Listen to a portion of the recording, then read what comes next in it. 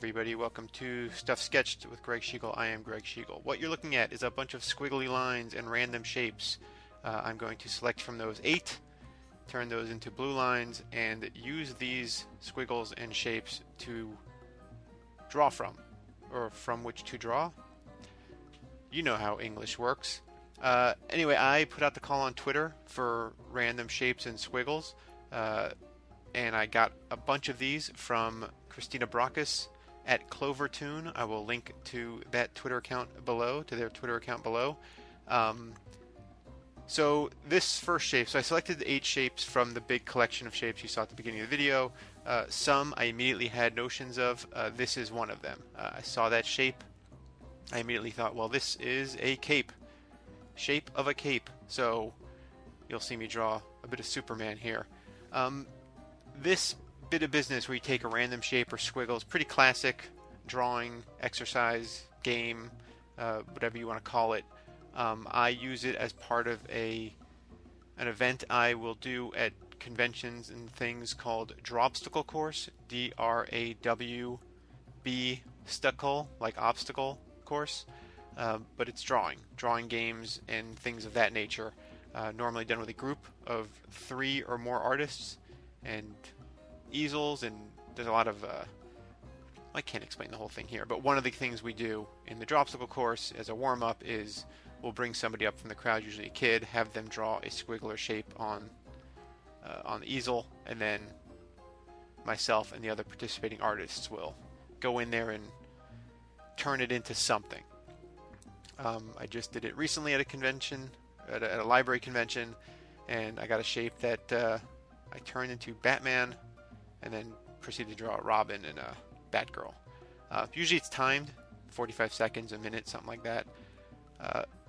Little side note, so I'm drawing Superman's S shield here. I saw recently online a discussion as to when you're drawing the S shield, if you're actually drawing the S or the negative space, the two, what would be the yellow parts of it. I believe John Byrne, comic artist John Byrne, ages ago, said as a kid he always saw it as 2 inverted fish. I always draw an S, an exact S, and I know what the S looks like. Some of these shapes, so I edited this video a little bit to take away some of the time where I'm just staring at a shape. This was one of the ones I stared at for a while. I was trying to avoid just making everything a face. Once I saw this one as a camel's hump, it all started to sort of come alive. But yeah, I cut out some of the lag time. What you're watching now is recorded at 2 times speed, the speed I was drawing. And yeah, I figured the big curve could be a camel's hump. At this point in the drawing, I can tell you that I realized I probably should have made this a kangaroo, but I stuck to my guns and kept with a camel. In hindsight, I should have. I'm about to draw this camel standing. I should have drawn this camel sitting. You know, the legs curved under its body. It would have made more sense given some of the positioning. But I try and do these things relatively quickly so that I don't have to speed them up too much so you can see some of the actual drawing happening. Sometimes I see a video where things are sped up super fast and you don't really get to see the drawing. On the other hand, sometimes I think I should do one of those long form drawings that gets sped up 10 times and just let that live on the internet. But yeah, there you go. A camel. This next one that's right. I drew back legs. The next one we're about to go to, though, was one where I actually did a significant edit because I'd done a pass on this where I did turn it into a face. The right side of this drawing was the nose and a mustache and a beard. It was looking weird. Like the back side couldn't. I was turning it into a hat. It looked like a weird Papa Smurf, but it wasn't working. So I cut it, started over, and then stared at this for a while before I realized this thing that I'm about to do. Which, yeah, I don't know if I should say what it is. Clearly there's a nose and eyes, and there you go. So it has a fox-like appearance to it. It will not be a proper fox per se, without spoiling too much, but it is just a weird little creature. Another realization in hindsight is I would have treated the positioning a little differently. So basically I would have drawn a second back leg on this thing and made it leaping as opposed to what I ended up doing, which is having it basically like resting on a weird mound. I mean, it still works. I think it's still, a charming little creature. Here I made the eyes bigger to enhance, I guess, otherworldly cuteness, if that's anything. Obviously, if I was doing this as part of a live presentation or dropsicle course or whatever, I would not have the luxury of the erasing and the editing that you see me doing. That's the benefit of doing this stuff digitally, where I can use a history palette or cut or erase, or as I've acknowledged, edit. Although I'm not going to edit that audio, so pick and choose the edits. And here I'm just going in and doing some extra rendering.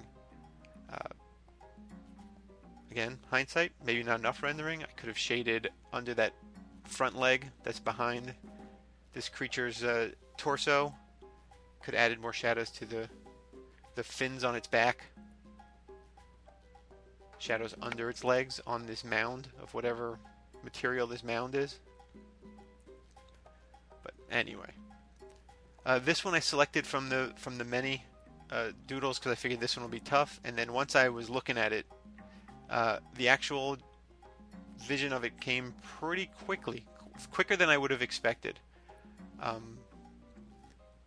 Once I saw something in this curious shape, when the shapes close up like this one does, it does add a new bit of thinking. You can't just make it a contour of something, or an outline of something, because it takes on, a new position.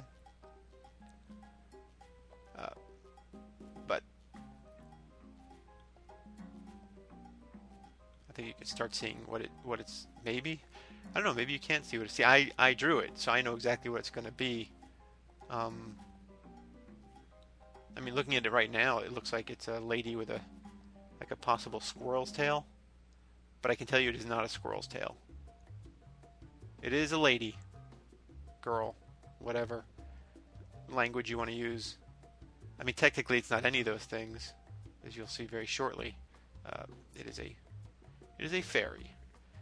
Those are fairy wings, and I'll use this moment to, speaking of fairies, plug my graphic novels, the Pix graphic novel series. There's a link in the notes below for you to check that stuff out. It's a series of graphic novels about a superhero who believes that she's a fairy princess, a superhero fairy tale mashup, intended for readers ages 9 and up. Go check it out. If you buy copies of that book, you're helping support the stuff I do that isn't these videos, and that would be great, because these videos are, I guess, for exhibition only. Is that a right way to put it?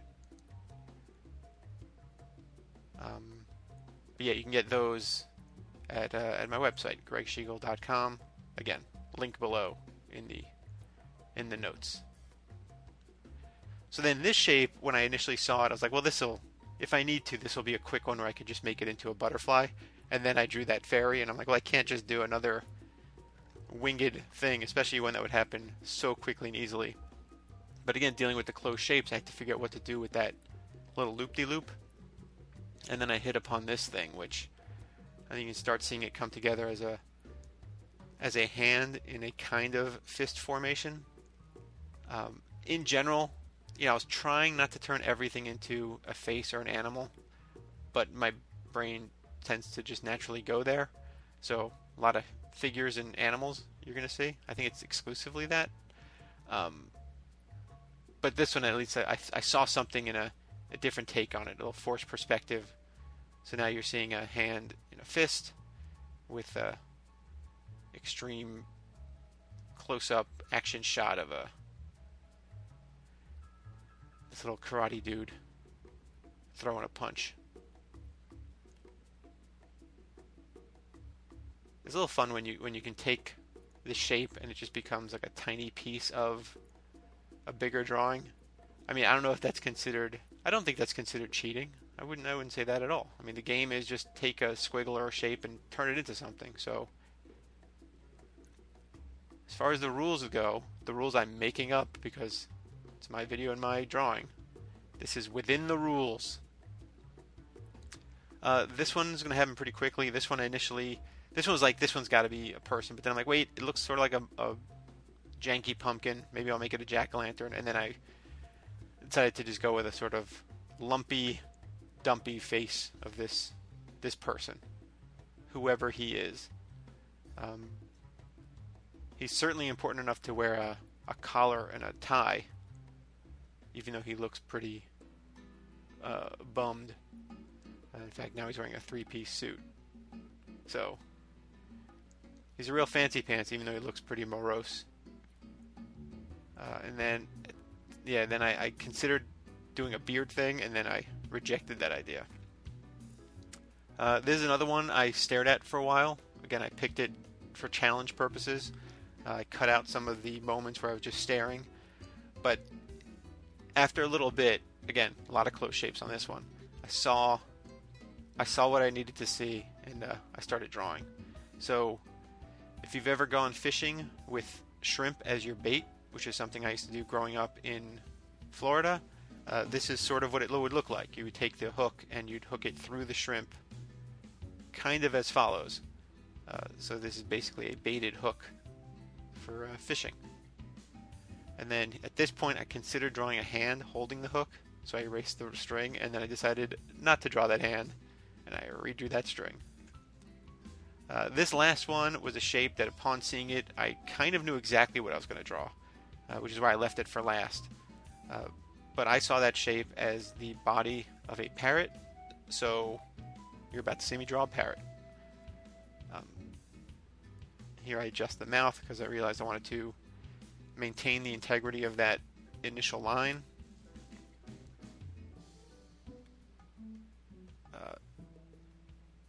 But yeah, a parrot it is.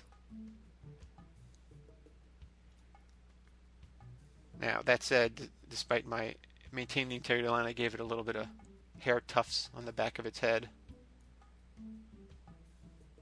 for extra featheriness. The trick with this one is at this point where I was trying to figure out how to handle the talons or claws. I was really second and third guessing myself, which again, I wouldn't have the opportunity to do if I were doing this as a live presentation.